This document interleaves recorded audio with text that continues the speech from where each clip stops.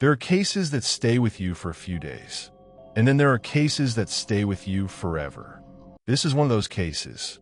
About 4 years ago, I received a message from a man who lived in a small town far away from the main city. His message was short, but the tone of it was strange. He wrote that something had started happening near the old graveyard behind his house. At first, he thought it was just animals or maybe people wandering there at night. But after a few weeks, he realized something was very wrong. The graveyard itself was old. Very old. Some of the graves were more than 100 years old.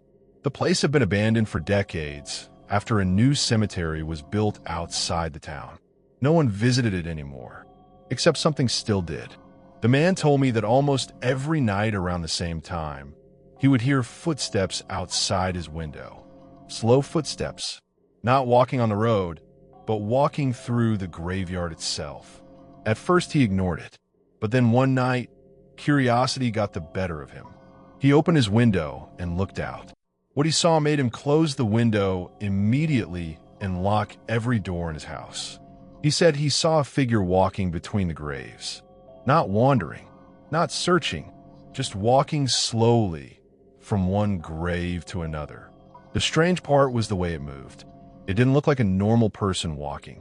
The movements were stiff, unnatural, like the body wasn't used to moving.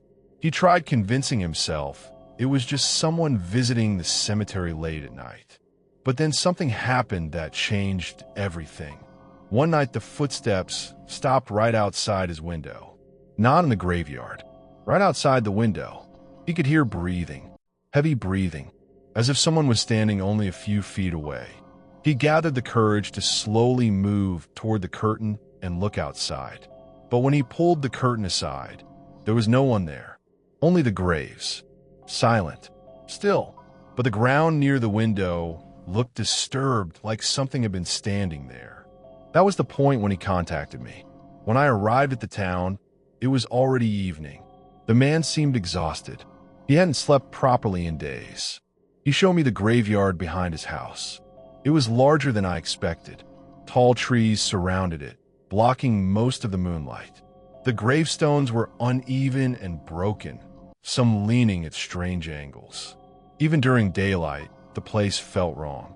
The kind of place where the air feels heavier for no reason. That night, I decided to observe the graveyard myself. Around midnight, I sat near the window with the lights off, watching the graves. For almost an hour, nothing happened. The graveyard was completely silent. Then suddenly, I heard it. Footsteps. Slow. Dragging slightly against the dirt.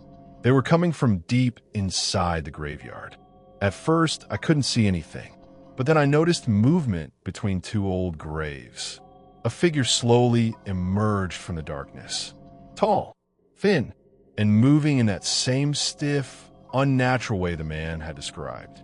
The figure walked slowly between the graves, stopping at certain spots, almost as if it was looking for something.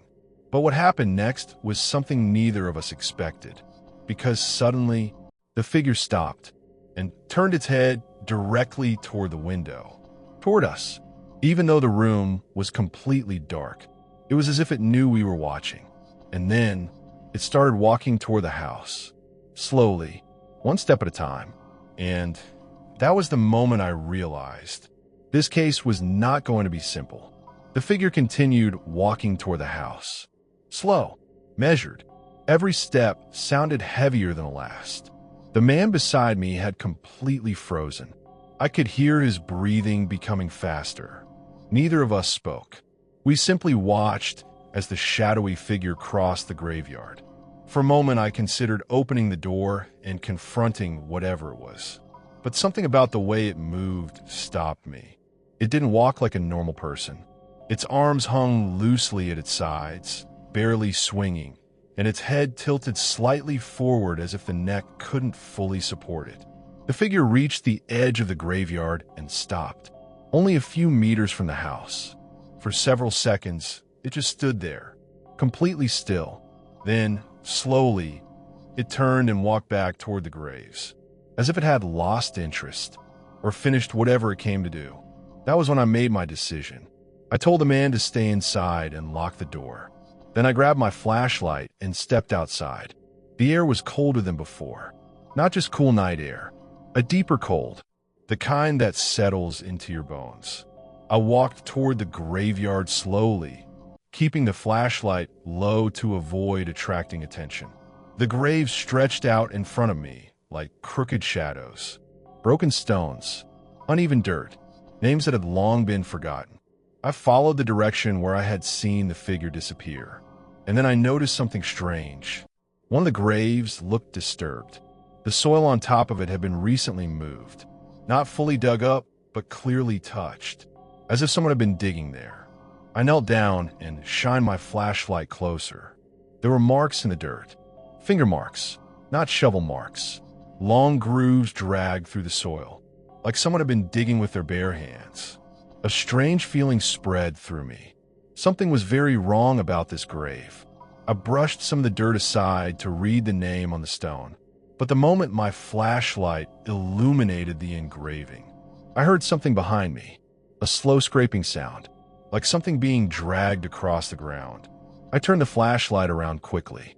The graveyard behind me was empty, but the sound continued, and then I realized something that made my stomach tighten. The sound wasn't behind me. It was coming from the grave in front of me, the disturbed one. The dirt on top of it was moving, slowly shifting, very slightly.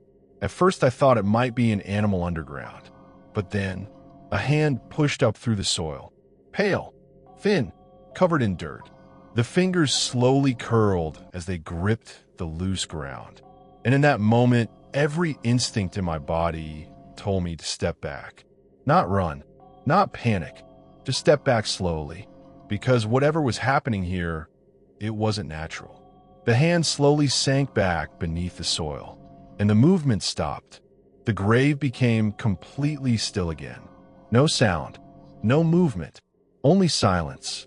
I stood there for several seconds trying to understand what I had just seen. Finally, I decided there was only one explanation. Someone had been secretly digging into this grave for days. Maybe try to recover something buried with the body. And tonight, they had been inside the grave itself when I approached.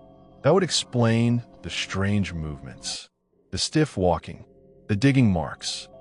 Someone desperate enough to hide inside a graveyard at night. The next morning, I contacted the local authorities. They opened the grave in daylight. Inside, they discovered a narrow tunnel dug beside the coffin.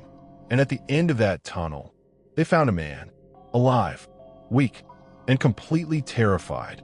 He had been digging into old graves, searching for valuables buried with the dead. But something had gone wrong. The tunnel collapsed behind him, trapping him underground. For days, he had been trying to dig his way out from inside the graveyard. At night, he would crawl out of the loose soil and search for another way out. The stiff movements, the strange walking. It was simply a man who had been trapped underground too long. Starved, exhausted, and desperate. The case was closed soon after that. The man was taken away and the graveyard was sealed. Everything had a logical explanation, or at least that's what I thought, until a few weeks later, when the man who called me sent me another message. He told me the graveyard had been completely empty since that night. No footsteps, no movement, no sounds. Everything was quiet again. But one evening while he was cleaning his window, he noticed something strange, something that had never been there before. New marks in the dirt, right outside the window. Footprints, båda footprints, leading from the graveyard, stopping beneath the window, and then disappearing, as if whatever left them never walked back.